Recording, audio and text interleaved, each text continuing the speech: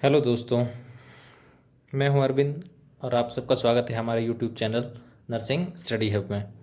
तो दोस्तों, आज का हमारा टॉपिक रहने वाला है न्यूट्रिशन का यूनिट थर्ड, फैट्स। ठीक है, तो जैसा कि 2 यूनिट हो चुके हैं न्यूट्रिशन में, उम्मीद करता हूं कि आपको पसंद आए होंगे।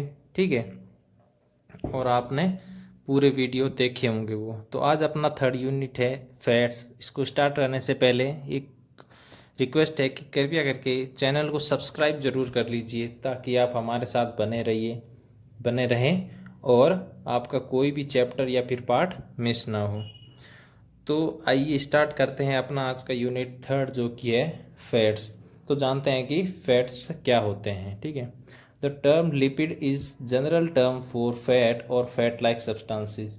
जो टर्म लिपिड यूज़ की गई है वो जनरल टर्म यूज़ की गई है फैट या फिर फैट लाइक सब्सटेंसेस के लिए। मतलब जो लिपिड टर्म है वो फैट के लिए ही यूज़ की गई है। ठीक है, फैट्स और लिपिड सेम है। फिर आते हैं, the lipids are group of natural occurring substances. Lipid क्या है? एक ग्रुप है जो नेचुरली अकरिंग सब्सटेंसेस होते हैं, which are important constitute of our diet. जो कि हमारे डाइट के बहुत ही इंपॉर्टेंट कॉन्स्टिट्यूंट है, मतलब एक हिस्सा है डाइट का। ठीक है, as the poses high energy value. क्योंकि इनके अंदर एनर्जी बहुत होती है। फैट के अंदर बहुत ही ज़्यादा कंसनट्रेटेड फॉर्म में एनर्जी होती है। फिर आते हैं इसकी डेफिनेशन पे।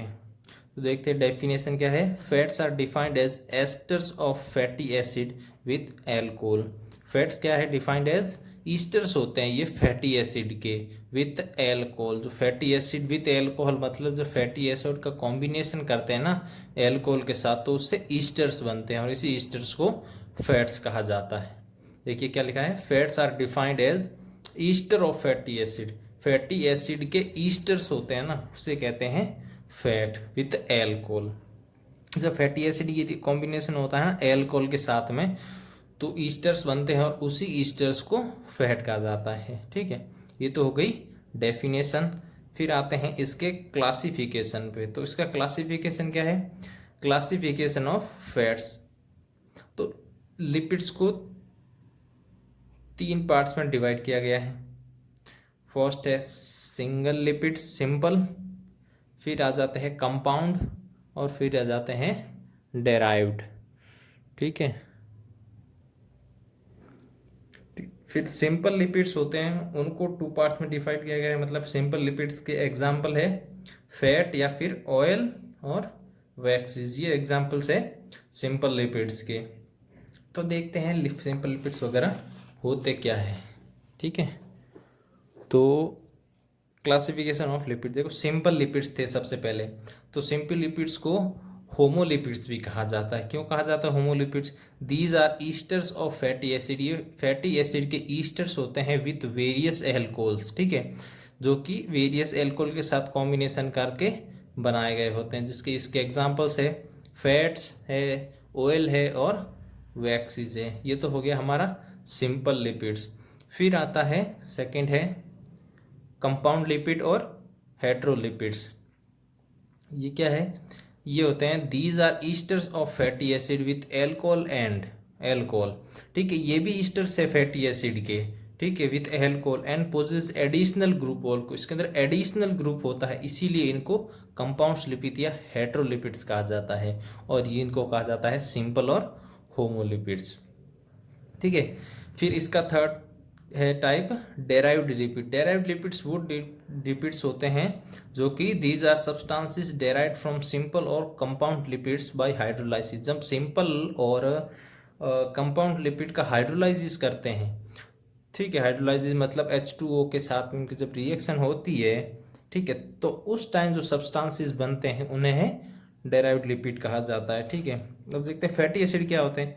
फैटी एसिड होते हैं, fatty acid are long chain of carboxylic acid. Fatty acid क्या होता है? एक लॉन्ग चेन होती है कार्बोक्सिलिक एसिड की, जो कि generally greater than about 12 carbon, जो कि 12 कार्बन से बड़ी होती है। ठीक है, जनरली, और ये वाटर के अंदर सोल्यूबल नहीं होते हैं।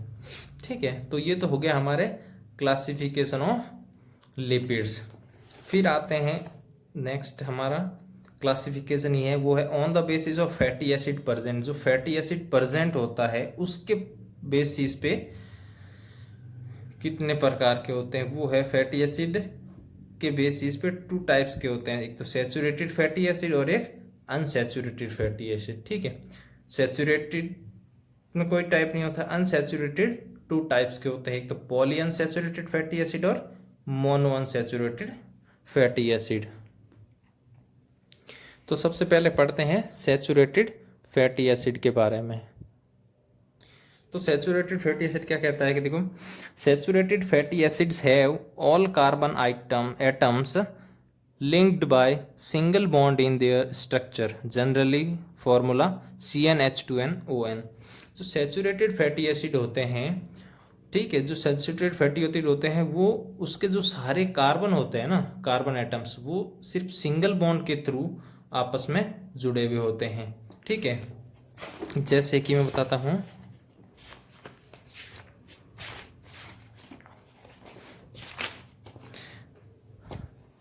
जैसे ये कार्बन है इस एक चेन का, ठीक है, ये ठीक है, ये कार्बन दूसरे कार्बन से जुड़ा होगा सिंगल बॉन्ड के थ्रू। ठीक है, और यहां पर ये हो जाएगा हाइड्रोजन। ठीक है, ये तो होते हैं सैचुरेटेड फैटी एसिड, जिसके अंदर क्या होता है, कार्बन कार्बन के बीच में सिंगल बॉन्ड प्रेजेंट होता है। ठीक है, इनका फॉर्मूला होता है CnH2nOn। फिर आ जाते हैं unsaturated fatty acid. Unsaturated fatty acid क्या होता है, the fatty acid whose carbon atoms are linked by double bond and have fewer to maximum number of hydrogen atom in their state. जो फैटी एसिड होते हैं ना unsaturated, उसके अंदर क्या होता है, जो कार्बन एटम होता है वो डबल बॉन्ड के थ्रू जुड़ा हुआ होता है, और उसके अंदर जो हाइड्रोजन आयन होता है वो होते हैं थोड़े से लेकर के ज़्यादा तक, मतलब कुछ थोड़े से भी हो सकते हैं और ज़्यादा भी हो सकते हैं उस स्ट्रक्चर के अंदर। तो देखते हैं, मतलब ये क्या होता है, whose carbon atom linked by double bond. ठीक है, कार्बन एटम होते हैं जो, जैसे कि ये देख लो, कार्बन एटम है, ये आपस में डबल बॉन्ड से लिंक्ड होंगे। ठीक है, इसके अंदर ये हो गए इसकी हाइड्रोजन, ये हो गए इसके हाइड्रोजन। ठीक है, तो ये हो गए अनसैचुरेटेड फैटी एसिड, ये हो गया सैचुरेटेड फैटी एसिड। फिर आ जाते हैं इसके जो अनसैचुरेटेड फैटी एसिड के टाइप्स में। एक फर्स्ट टाइप है इसका पॉली अनसैचुरेटेड फैटी एसिड, जिसके अंदर क्या होता है कि this fatty acids have more than 1 double bond in their structure. तो ठीक है, इन फैटी एसिड में क्या होता है कि मोर देन 1 डबल बॉन्ड होती है स्ट्रक्चर के अंदर। फिर आ जाते हैं मोनो अनसैचुरेटेड फैटी एसिड। ठीक है, मोनो अनसैचुरेटेड फैटी क्या होता है, these fatty acid contain only 1 double bond in their structure. ठीक है, तो ये अनसैचुरेटेड फैटी एसिड बताया था, इसके अंदर जैसे इसके अंदर है सिर्फ 1 डबल बॉन्ड है इस स्ट्रक्चर के अंदर। ठीक है, अगर इसको थोड़ा सा लार्ज कर दे तो ये हो गया,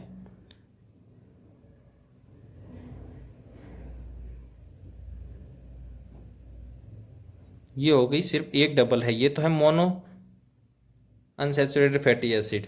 और इसके अंदर अगर डबल बॉन्ड हो 2 कार्बन इन दोनों के अंदर, ठीक है, डबल बॉन्ड प्रेजेंट हो, क्या लिखा है, दिस फैटी से more than 1 double bond, more than 1 double bond, जैसे कि इसके अंदर मोर देन 1 है, मतलब 2 डबल बॉन्ड है, या 2 से ज़्यादा भी हो सकती है। अगर एक चाहे तो अपन यहाँ और कर सकते हैं, फिर इसको हटा देंगे कार्बन, इस हाइड्रोजन एटम को, तो ये हो जाएगा पॉली अनसैचुरेटेड फैटी एसिड। फिर आ जाते हैं इनके saturated fatty acid, mono unsaturated fatty acid और पॉली अनसैचुरेटेड फैटी एसिड के एग्जाम्पल पर। ठीक है, तो सैचुरेटेड फैटी एसिड के एग्जाम्पल है coconut oil, animal fat, peanut oil मतलब मूंगफली का तेल, और पीनट बटर। ये 4 एग्जाम्पल है इसके सैचुरेटेड फैटी एसिड के। और मोनो अनसैचुरेटेड फैटी एसिड के हैं फिश ऑयल, कैनोला ऑयल और ऑलिव ऑयल। ये तो है मोनो अनसैचुरेटेड फैटी एसिड के एग्जाम्पल। फिर है पॉली अनसैचुरेटेड एसिड के एग्जाम्पल, जो कि होते हैं most vegetable oil, soybean seed और वॉलनट। ये इसके एग्जाम्पल थे। ये तो हो गया इसका क्लासिफिकेशन, किसके बेसिस पे, फैटी एसिड प्रेजेंट थे। ठीक है। फिर आता है next classification on the basis of need. ठीक है, ज़रूरत के बेसिस पे क्लासिफाई किया गया है फैटी एसिड को टू टाइप्स में। फर्स्ट है एसेंशियल फैटी एसिड, सेकंड है नॉन एसेंशियल फैटी एसिड। मतलब एसेंशियल मतलब जो हमारी बॉडी के लिए ज़रूरत होती है, जो कि बॉडी हमारी खुद नहीं बनाती है, और नॉन एसेंशियल फैटी एसिड मतलब जो बॉडी अपने आप से अंदर ही बना लेती है, हमें डाइट में बाहर से लेने की ज़रूरत नहीं है। तो सबसे पहले है essential fatty acid. Essential fatty acid are those which body can not produce itself. ये वो फैटी एसिड्स है जो बॉडी खुद प्रोड्यूस नहीं करती है उनको, so they must be consumed in diet. वो हमें बाहर से डाइट में है लेने पड़ेंगे ताकि उनकी हमें पूर्ति की जाए। बॉडी के अंदर उसकी जो रिक्वायरमेंट है उसको कंप्लीट करने के लिए हमें वो अपने डाइट में बाहर से लेने पड़ेंगे। ठीक है, body require them to perform several important functions. ठीक है, बॉडी को इन चीज़ की रिक्वायर होती है एसेंशियल फैटी एसिड की, ताकि वो इम्पोर्टेंट फंक्शंस परफॉर्म कर सके। एसेंशियल फैटी एसिड्स के एग्जांपल्स है लिनोलिक एसिड, लिनोलेनिक एसिड। ठीक है, एक तो है लिनोलिक, एक है लिनोलेनिक एसिड और एरेकिडोनिक एसिड। ये होते हैं तीन जो एसेंशियल फैटी एसिड होते हैं। फिर आते हैं नॉन एसेंशियल फैटी एसिड में, जो कि हमारे बॉडी के अंदर, ठीक है, बन जाते हैं, हमें बाहर से लेने की ज़रूरत नहीं होती है। ग्रुप ऑफ दूस fatty acids which can be produce by body itself. इनको बॉडी अपना आप प्रोड्यूस कर देती है इटसेल्फ, खुद आप से ही। ठीक है, इनको हमारे they are non essential to be supplied in food. हमें ये डाइट में लेने की ज़रूरत नहीं होती है। इसकी रिक्वायरमेंट जो भी होती है वो बॉडी अपने आप से ही फुलफिल कर देती है। फिर आ जाते हैं इसके जो क्लासिफिकेशन है वो हो गया पूरा है। फिर इसकी जान लेते हैं कैलोरी वैल्यू। ठीक है, कैलोरी वैल्यू में क्या है?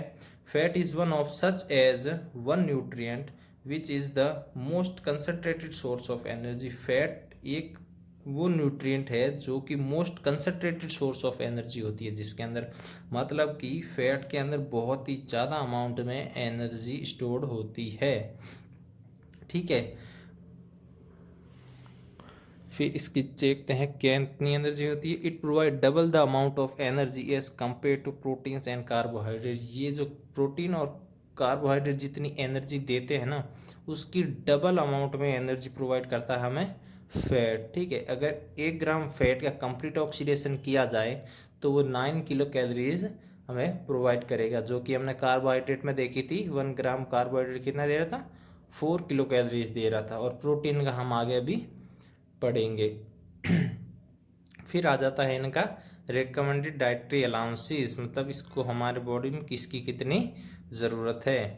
Fat is one of such macronutrient whose intake above certain level can prove to be very detrimental to our health. Fat एक ऐसा मैक्रोन्यूट्रिएंट है, मैक्रो मतलब जो हमें लार्ज अमाउंट में रिक्वायर्ड होता है, एक ऐसा न्यूट्रिएंट है जिसका इनटेक अगर हम एक जितना लेवल को हमारी रिक्वायरमेंट होती है उससे अगर ज़्यादा लेते हैं, ठीक है, तो वो डेट्रीमेंटल टू आवर हेल्थ, मतलब हमारे हेल्थ के लिए वो हानिकारक हो सकता है। क्यों? क्योंकि as it is related to several cardiovascular diseases. इसकी वजह से क्या है, बहुत सारी कार्डियोवैस्कुलर डिजीज़ हो सकती है। कार्डियोवैस्कुलर डिजीज़ कौन सी?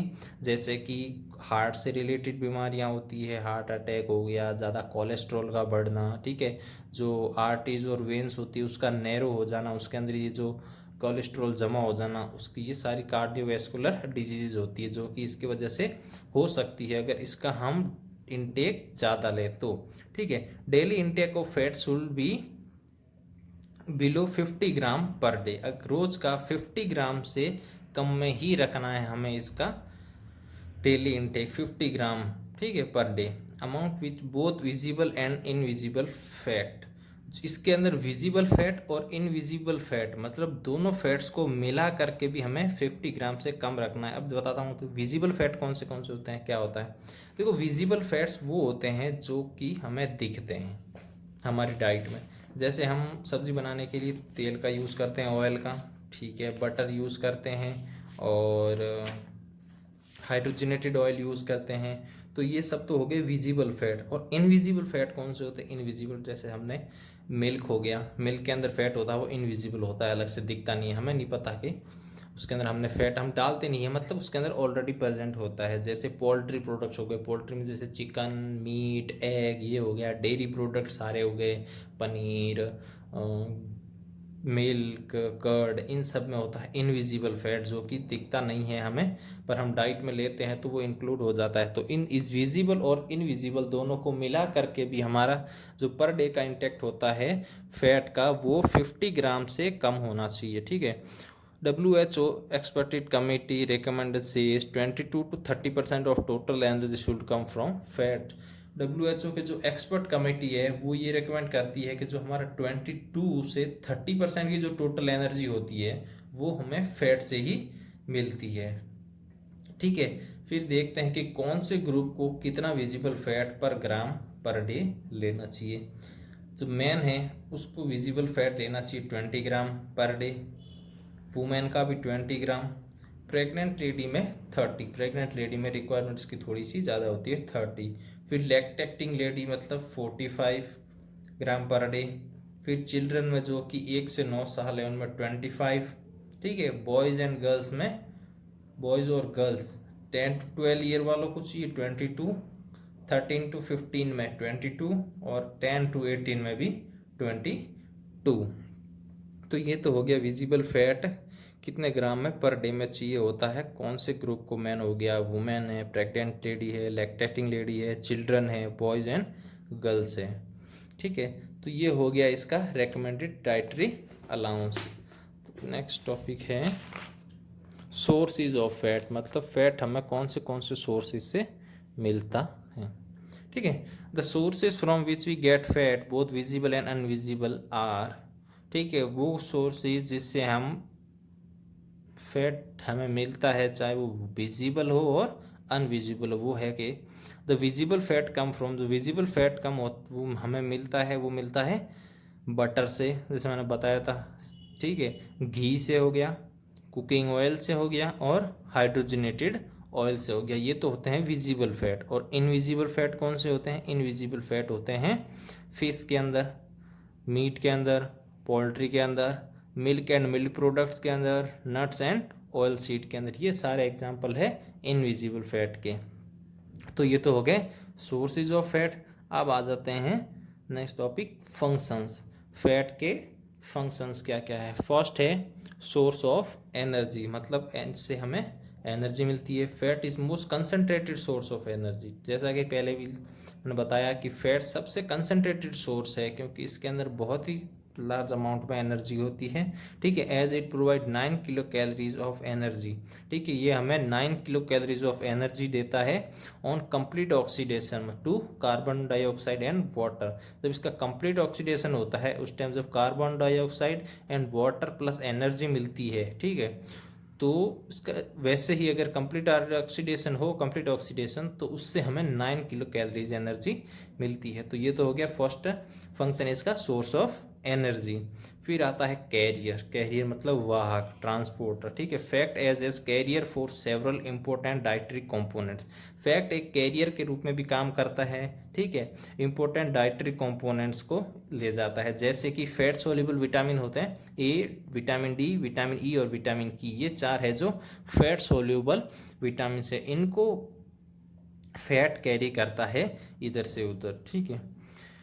ये हो गया सेकंड फंक्शन कैरियर का। फिर आ जाते हैं सेटाइटी वैल्यू। सेटाइटी वैल्यू क्या होती है कि fat has longer transit as compare to other nutrient. Fat क्या करता है कि हमारे फैट की ट्रांजिट वैल्यू काफ़ी ज़्यादा होती है अदर न्यूट्रिएंट में, मतलब वो काफ़ी लंबे समय तक हमारे स्टमक में रहता है। ठीक है। और धीरे धीरे उसका डाइजेशन होता है, तो उससे क्या होता है कि हमें भूख कम लगती है। ठीक है। तो अगर हमने फैट लिया है, खाया है, तो उससे क्या होगा, हमें आसानी से भूख नहीं लगेगी और हमें ऐसा लगेगा कि हमारा पेट भरा भरा सा है। ठीक है। So fat leave the stomach relatively slow. Fat हमारे स्टमक को धीरे धीरे लीव करता है और फिर आगे इंटेस्टाइन में जाता है। Hence delay the onset thunder and contribute feeling of satiety after meal. तो हमें काफ़ी लंबे टाइम तक मतलब भूख नहीं लगती है और ऐसा लगता है कि हमारा पेट भरा भरा सा है। तो ये हो गया इसकी सेटाइटी वैल्यू। ये तो तीन तो फंक्शंस हो गए। फिर आ जाता है एनर्जी रिजर्व। ठीक है। Fat is stored in the body in form of specialize cells called adipocytes. ठीक है, जैसा कि कार्बोहाइड्रेट में भी था कि अगर ग्लूकोज का लेवल, ग्लूकोज जब ग्लाइकोजन में कन्वर्ट होता है तो वो लीवर और मसल्स में स्टोर्ड होता है। तो अगर लीवर और इस मसल्स में स्पेस नहीं होती है, स्पेस फुल हो जाती है, तो वो फैट में कन्वर्ट हो जाता है और एडिपोसाइट्स में स्टोर्ड, एडिपोसाइट टिश्यू में स्टोर हो जाता है। वैसे ही fat is stored in body form of specialize cell called adipocyte. ठीक है, एडिपोसाइट टिश्यू के अंदर ये फैट स्टोर्ड होता है विच फॉर्म एडिपोज टिश्यू, जो कि एडिपोज टिश्यू बनाता है। ठीक है, excessive fat reserve make the person overweight. अगर ज़्यादा ही फैट कंज्यूम कर रहा है कोई, ठीक है, जितना कि उसको रिक्वायरमेंट है उससे ज़्यादा, तो वो स्टोर होगा हमारे बॉडी के अंदर। ठीक है, एडिपोज टिश्यू के अंदर, एडिपोसाइट के अंदर, जो कि एडिपोज टिश्यू बनाएगी। तो उससे क्या होता है कि ज़्यादा फैट रिजर्व होने की वजह से पर्सन का वेट गेन होता है और ओबेसिटी भी हो जाती है। फिर आता है इसका नेक्स्ट फंक्शन, प्रोटीन स्पीयरिंग एक्शन। ठीक है, जैसे कि कार्बोहाइड्रेट में बताया था कि कार्बोहाइड्रेट का प्राइमरी फंक्शन क्या होता है, एनर्जी प्रोवाइड करना। वैसे ही इसका फंक्शन फैट का भी यही है कि कार्बोहाइड्रेट के साथ मिल के प्राइमरी फंक्शन एनर्जी प्रोवाइड करे। ठीक है, और प्रोटीन को अपना काम करने दे। ठीक है, like carbohydrate primary function as fat is to provide energy to, energy मतलब कार्बोहाइड्रेट फैट दोनों का काम क्या है, energy provide. So together with carbohydrate it perform that function. तो कार्बोहाइड्रेट के साथ में मिल के फैट ये मतलब फंक्शन परफॉर्म करता है और प्रोटीन को अपना बॉडी बिल्डिंग और मसल गेनिंग का काम करने देता है। फिर आ जाता है रेगुलेटिंग बॉडी फंक्शन। एक फंक्शन है ये, लास्ट फंक्शन इसका, रेगुलेटिंग बॉडी फंक्शन। ठीक है, तो इसके अंदर क्या होता है कि फैट्स होते हैं ना, जैसे कि fat like omega 6, omega 3 unsaturated fatty acid act as precursor of hormone like substances, example arachidonic acid. तो जो फैट्स होते हैं ओमेगा 6, ओमेगा 3 और अनसैचुरेटेड फैटी एसिड, वो क्या करते हैं, प्रीकर्सर का काम करते हैं। मतलब जो कोई हार्मोन होता है उसको एक्टिवेट करने का काम करते हैं ये ओमेगा 6, ओमेगा 3 और अनसैचुरेटेड फैटी एसिड। तो जैसे कि एग्जांपल एरिकिडोनिक एसिड, इसको ये प्रीकर्सर करते हैं, मतलब उसको रेगुलेट करते हैं, उसको थोड़ा ट्रिगर करते हैं ताकि वो अपना हार्मोन अपना काम कर सकें। ठीक है, तो ये बॉडी फंक्शन रेगुलेट करने में भी हेल्पफुल होता है। तो ये हो गया आज के हमारे फंक्शंस। फर्स्ट तो क्लासिफिकेशन हो गया, ठीक है, और उसकी डेफिनेशन हो गई, फिर इसकी कैलोरी वैल्यू हो गई, रिकमेंडेड डाइटरी अलाउंस हो गई, सोर्स हो गए और फंक्शन हो गए। अगला टॉपिक होगा, अगले लेक्चर में हम करेंगे इसके डाइजेशन, एब्जॉर्प्शन, मेटाबॉलिज्म, इसके माल न्यूट्रिशन। ठीक है, ओके।